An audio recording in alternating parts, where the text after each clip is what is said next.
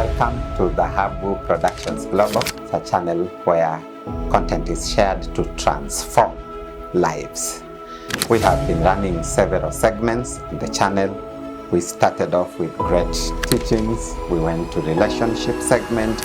People get into relationships with a lot of expectation. You want that relationship to benefit you in one way or another. If it is a husband-wife relationship, children-parent relationship, then you want to gain the best from that relationship. We have done prayer segment. In this level, we seek to find God. We seek the face of God. He does not want us to just go to Him as a providing machine. We key our prayers into Him so that we can withdraw things from Him. Now, we started Overcomer segment.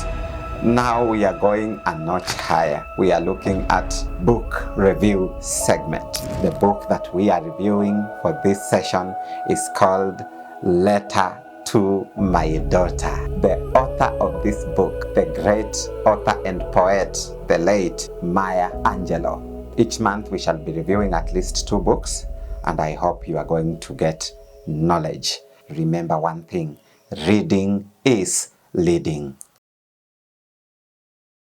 Thank you, our viewers. One more time, we are continuing with our segment on book review. Right now, we are reviewing a wonderful book by the name The Power of Habit. The Power of Habit, that's our book. You can see it there. A wonderful book that is worth our audience. It's worth our reading. So I would want us to read this book. And maybe before I allow you to look for it and read, this book is talking about habit, the patterns of our habits, written by an author by the name Charles Duhigg, who is an investigative reporter for the New York Times, where he contributes to the newspaper and the magazine. He authored or contributed to Golden Opportunities, that was in 2007. A series of articles that examined how companies are trying to take advantage of aging Americans. Another book is The Reckoning, which studied the causes and outcomes of the financial crisis. Another one is The Toxic Waters, 2009, about the worsening pollution in American waters, and regulators' response. For his work, Mr. Charles Duhigg has received the National Academies of Sciences, National Journalism, George Paul, Gerald Loeb, and other awards. And he was part of a team of the finalists for the 2009 Pulitzer Prize. He has appeared on This American Life, the Dr. Oz Show, NPR, the News Hour with Jim Lehrer, and The Frontline. Mr. Charles Duhigg is a graduate of Harvard Business School and Yale University. Before becoming a journalist, Duhigg worked in private equity, and for one terrifying day was a bike messenger in San Francisco. Mr. Duhigg talks about habit, most notably regarding even nutrition.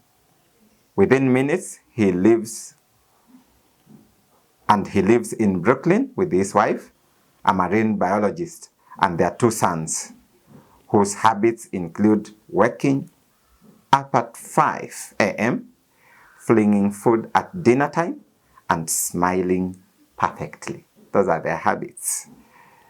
This book is so important and interesting. One thing I love about this book, he is talking something great, how Target knows what you want before you do. It's about habits and everything. Somebody say repeated character becomes your habit, and habit is what we are. Therefore, if we need to make use, and something else is that he discusses positive habits and negative habits. We can talk about positive habits in terms of time management, positive habits like good communication, habits like being courteous and respectful, and so on, exercising, having proper diet, and so on. Then we have bad habits, like just using bad language when communicating to people, bad habits, addictions, talk about issues to do with pornography, issues to do with unhealthy activities like smoking, and so on, alcohol.